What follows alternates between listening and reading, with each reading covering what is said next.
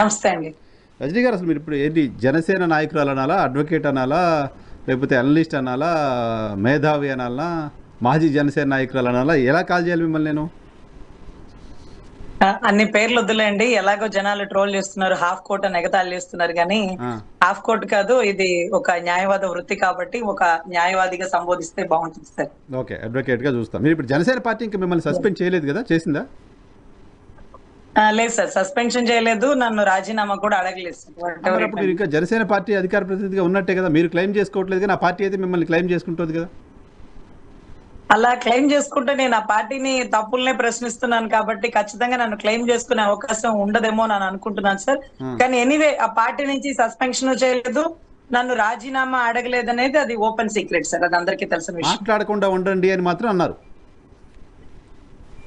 Of course sir, అది అది చెప్పినారు సార్. మీరు తప్పుని ప్రశ్నించడం కాదమ్మా, కూటమి ధర్మం కదా, కొన్నాళ్ళు కామ్ గా ఉండండి, ఆయన వ్యూహం ఆయనకు ఉంది అని అంటుంటారు సార్. కానీ ఆయన వ్యూహం ఏంటో మనకు తెలియదు కాబట్టి ఈ లోపు కళ్ళ ముందు జరుగుతున్న తప్పుల్ని ప్రశ్నిస్తానే కానీ ఆయనకి ఎప్పుడు నేను వ్యతిరేకం కాను సార్. ఎప్పుడైతే 151 సీట్ల వ్యక్తిని ఎలక్షన్ ముందు అంటే 3 ఏళ్ల ముందే వదులుకొని 2 చోట్ల ఓడిపోయిన వ్యక్తి నా అన్న అని భావించి వచ్చాను కాబట్టి ఈ రోజుకి కూడా నేను ఆ రోజు వచ్చిన రోజు అనుకున్నానండి, ఆయన సీఎం గా చూడాలి, దాంట్లో నా పాత్ర ఉండాలి అని. అది పక్కన ఉండి ఆయన సీఎం గా చేయడంలో నా పాత్ర ఉంటదా, ఆయనకి దూరంగా ఉన్న ఆయన్ని సీఎం చేయడంలో నా పాత్ర ఉంటదా, what ever it may be, కానీ నా నిర్విరామ కృషి అయితే మాత్రం ఆయన ఒక స్థాయిలో చూడాలని. మరి అలాంటప్పుడు ఆయన ఎందుకు ప్రశ్నిస్తారు అంటే ఆయనకి నచ్చే గుణం కూడా అదేనండి, నన్ను తప్పు చేసినా ప్రశ్నించాల. అందరూ నాకు భజన చేస్తే నాలో తప్పులు ఎలా తెలుస్తాయి అని నాతో ఆయన 1-to-1 కూర్చున్నప్పుడు నన్ను అడిగారండి. ఆ రోజు నేను అడిగినాను, అన్నా నాతో చాలా తలకాయ నొప్పి, నేను కేసీఆర్, కేటీఆర్, సజ్జనార్ గారినే ప్రశ్నించిన దాన్ని నా కళ్ళ ముందు మీరు తప్పు చేసినా ప్రశ్నిస్తానంటే నువ్వు ఒక్కటి గుర్తు పెట్టుకో రజని, నా చుట్టూ ఉండే వాళ్ళు నేను తప్పు చేసినా ఒప్పు చేసినా నా భజన చేస్తారు, ఎందుకంటే నాలో మెప్పు పొందడం కోసం నా నుంచి. కానీ నాలో తప్పుని ప్రశ్నించే వాళ్ళని నేను పరోక్షంగా ప్రత్యక్షంగా దూషిస్తానేమో, లేకపోతే పక్కన పెడతానేమో, కానీ వాళ్ళు నన్ను అన్న ప్రతి మాటని నేను ఆలోచిస్తాను.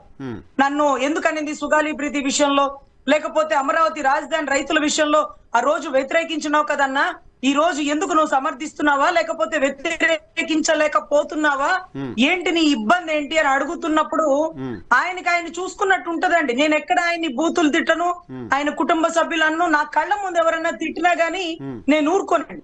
సో అటువంటి పరిస్థితుల్లో నేను అడిగిన ప్రతిదీ సార్, ఈ రోజు ప్రైవేటీకరణ మెడికల్ కాలేజ్ లో అది తప్పు కదా, ఆయన భవన కార్మికుల కోసం కౌలు రైతుల కోసం కష్టపడిన అతను అలాంటి వ్యక్తులు వెళ్లే హాస్పిటలే గవర్నమెంట్ హాస్పిటల్స్, అలాంటి హాస్పిటల్స్ ప్రైవేటీకరణ చేసి సాధారణ పౌరులకి వైద్యం కూడా కార్పొరేట్ వ్యవస్థలో అందించడానికి ఖచ్చితంగా పవన్ కళ్యాణ్ గారు ఊరుకోరండి. ఉద్దానం వెళ్లి కిడ్నీ బాధితుల గురించే ఆలోచించిన నా అన్న ఖచ్చితంగా దీన్ని వ్యతిరేకిస్తాడు. కానీ పరిస్థితి ఏంటంటే వ్యతిరేకించలేని పరిస్థితి, అలా అని కూడా సమర్థించలేదండి. మనం గమనించాలి, ఎక్కడ కూడా సమర్థించట్ల, ఇంకా భూములు ఇవ్వండి అని రైతులు అడగట్ల, కానీ ఇవ్వద్దు అని కూడా చెప్పట్ల. అటువంటిప్పుడు పవన్ కళ్యాణ్ సమర్థించినప్పుడు పవన్ కళ్యాణ్ విమర్శించడాన్ని మీరు ఎలా సమర్థించుకుంటారు? మీరు ఎందుకు విమర్శిస్తారు? ఆయన సమర్థించట్లేదు కదా, కూటమిలో ఉండి ఇప్పటికిప్పుడు ప్రశ్నించి బయటకు వచ్చి ఏం చేస్తారు ఆయన? ఎగ్జాక్ట్లీ సార్, కూటమిలో ఉండి ఆయన బయటకు వచ్చి ఏమీ చేయలేరు, కానీ అలాంటివి ప్రశ్నించకపోవడం అనేది చాలా తప్పు అని ఆయనే మాకు నేర్పించిన విద్య. 2014-19లో ఆయన దగ్గరుండి గెలిపించినటువంటి టీడీపీని ఆయనే దగ్గరుండి ఆ ప్రభుత్వం అప్పుడు పడిపోవడంలో కూడా ఆయన పాత్ర ఉండుండొచ్చు. ఆయన అప్పుడు ప్రశ్నించినారు, ఇప్పుడు ఎందుకు ప్రశ్నించలేకపోతున్నారు అంటే అప్పట్లో ఆయన పవర్ లోకి రాలా, పదవి తీసుకోవాల, ఇప్పుడు పవర్ లోకి వచ్చే పదవి తీసుకున్నారు. ఒకవేళ పవర్ టేస్ట్ చేసిన పవన్ కళ్యాణ్ మారిపోయాడంటే నేను కానీ ఏదో ఇబ్బంది ఉంది అడగడంలో, అడగలేకపోతున్నాడు, నలిగిపోతున్నాడు. మనిషి కూడా సార్ 76 ఏళ్ల వ్యక్తి చాలా ఉత్సాహంగా ఉంటే నాన్న మాత్రం గడ్డం పెంచుకొని అన్ని చోట్ల దగ్గుతూ నీరసంగా ఒంటి నిండా చెమటతో ఎప్పుడు ఆయన ముఖం ఏదో ఒక కోల్పోయిన ముఖంతోనే కనిపిస్తుంది. మొన్నటి రోజు ఆంధ్ర యూనివర్సిటీలో ఓపెన్ గా చెప్తున్నారు నేను పని చేయలేకపోతే నాలో సమర్థత లేదని మీకు అనిపిస్తే నన్ను పక్కన పడేయండి అన్నారు. ఏ పొలిటికల్ లీడరు అనని మాట.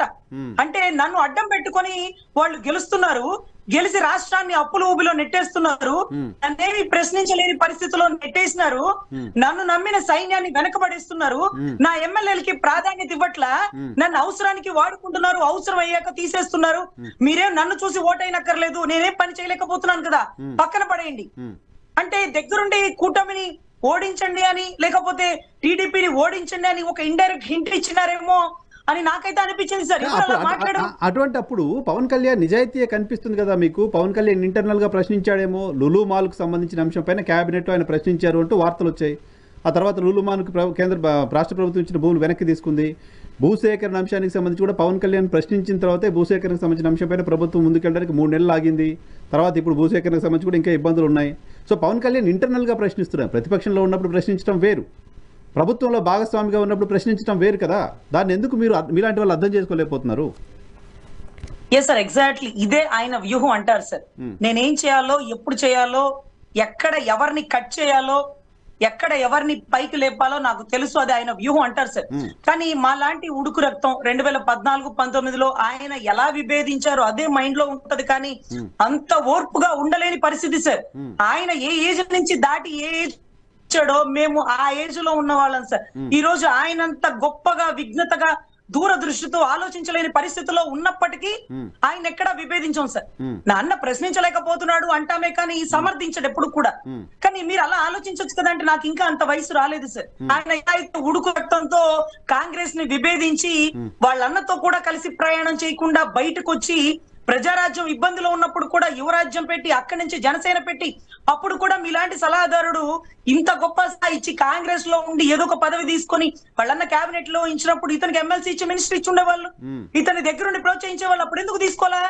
అప్పుడు తీసుకొని ఉంటే ఉద్దానం కిడ్నీ బాధితుల సమస్యలు చట్టబెట్టేవాళ్ళు, రోడ్లు వేయించేవాళ్ళు, పని చేసేవాళ్ళు. కానీ అప్పుడున్న ఉడుకు రక్తం తప్పుని ప్రశ్నించాలి. వన్ థింగ్, అదే ప్రశ్న జగన్ గారు, అదే ప్రశ్న పవన్ గారు కాంగ్రెస్ తో విభేదించారు ఇద్దరు. అదే మాదిరిగా ఇద్దరు కూడా 30,000 ఎకరాలు కూడా ఏదైతే గవర్నమెంట్ భూములు ఉండాలి, ప్రైవేట్ భూములు తీసుకుంటే మనమే రియల్ ఎస్టేట్ ని పెంచి పోషించిన వాళ్ళం అవుతామని అనుభవం లేని వ్యక్తి ఒక జగన్ గారు చెప్పారు. అనుభవంతో ఆ రోజు నాకు చంద్రబాబు గారు చెప్పిన మాట 1600 ఎకరాలే తీసుకుంటాను, అంతకు మించి అక్కర్లేదు అని అతను నన్ను చెప్పి మోసం చేసినాడు.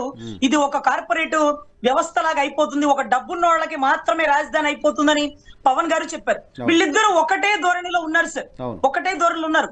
కానీ పదవి కోసం, సీఎం పదవి కోసము, లేకపోతే ప్రభుత్వ హోదా కోసమో అటు కాంగ్రెస్ కి భజన చేస్తారు, ఇటు మోడీ గారికి కాళ్ళు ఒత్తుతారు. ఇలాగా పదవి కోసం అతను ఏమైనా చేయగలడు కానీ వీళ్ళు చేయలేరు. దాంట్లో జగన్ గారు అయితే ఓపెన్ నేను చేయను అంటారు. కానీ పవన్ కళ్యాణ్ గారు నిన్నటి రోజు నేను అన్న మాట, ఏదైతే చలికాలంలో చేయించుకోవాల్సిన సర్జరీ ఎండాకాలంలో చేయించుకున్నారు అంటే డాక్టర్ గారికి ధన్యవాదాలు చెప్పాలి.